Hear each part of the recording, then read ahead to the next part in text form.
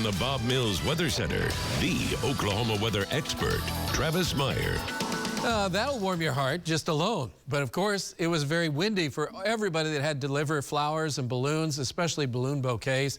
I hope you made it through today okay. The winds are starting to die down finally. Of course, it's at the end of Valentine's Day. The storm system that moved through is just generating a tremendous amount of wind.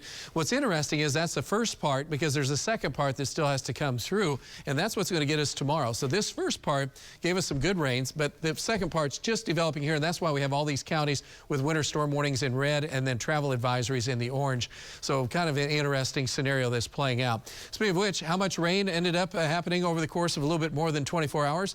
It ended up being, again, about Tulsa to the east on Highway 75 to the east, picking up a ½ inch to almost an inch in several areas. And not to be negative, because rain is good, but a lot of these areas east of Tulsa now are saturated. We're wet. We're very, very wet. And it's like, wouldn't be bad just to be a little bit dry, but we don't want to ask for a drought. But you're still west and northwest of Tulsa. It's like it hasn't rained enough to do anything other than settle the dust.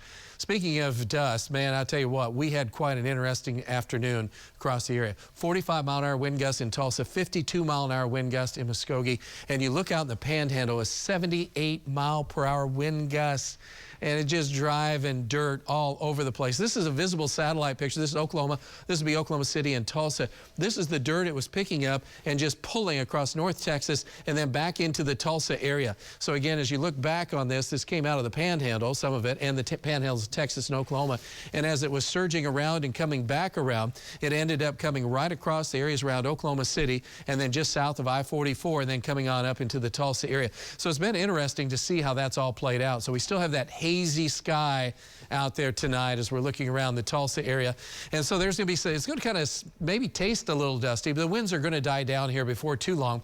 Unfortunately, we still have winds out of the southwest at 26, gusting to 40, but temperatures at 67. So anybody that's been going out to dinner, good temperature, so you're not freezing to death. We'll look at the bright side of that one. Also, with those winds strong, it's been out of the southwest instead of the north. That makes a huge difference, and that's why we're in the 60s. In fact, it's still hanging on to 60 in Pryor and 61 in Wagner. Most of Oklahoma is, again, clear at this point. All the rain did pivot out of the area. Bob Roloff and Brandon Wells were tracking for us just to make sure nothing got carried away between fires and also some storms that were up in southeast Kansas. So it is quiet tonight, and the winds will die down, but we still have wind advisories for a little bit longer, for a few more hours, across eastern Oklahoma and off into Missouri and Arkansas. But those winds late tonight will be gone, so that'll help us out, and that'll be welcome news across the area. But we still have winds 30 to 40 miles an hour here in eastern Oklahoma. Notice how the winds have died down out west. 78-mile-an-hour winds down to 11-mile-per-hour winds in Guyman. That's considered calm in the Panhandle. Anyway, tomorrow morning will be chilly, but not bad. Upper 30s to the north and generally low to mid 40s to the south and east of I-44. During the day, it's an interesting day because we'll have these blue arrows. This is the storm system coming in.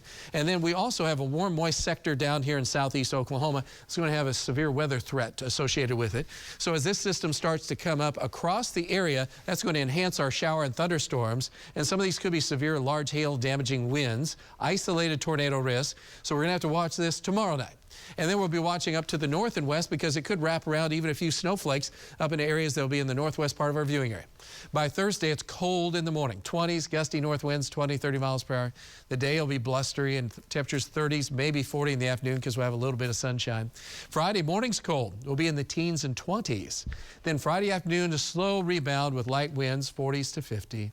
By Saturday, we're in the 50s. And then by the time we're in Sunday, we're in the 60s. So it's a nice little warm up as we head to the weekend. So that'll be welcome news. Odds of rain and precipitation are very slim, except for that chance of storms. If you're south and east of Tulsa tomorrow evening, you have the higher chance of severe weather. And we're going to be on a roller coaster ride as we look at the next 3 weeks across the area, so don't be surprised. And the jet stream, pretty much watching just this storm system, is the only one I'm really worried about or concerned about, because that's the one that could squeeze a few severe storms tomorrow night in our area and maybe some snowflakes on the north side.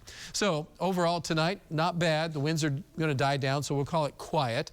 So over the next hour or two, those winds decouple, as we say. And then 41 by morning. So you can call it chilly, you can call it okay for this time of year. We'll be in the 50s at noontime, nice light winds, and then the winds veer back to the south. Looks good. There's that chance of cold weather for Thursday and Friday, better for the weekend. Next week, we have another shot of some cool weather and a few storms. Overall, that's your 9-day planner. It's looking pretty good. Back with sports.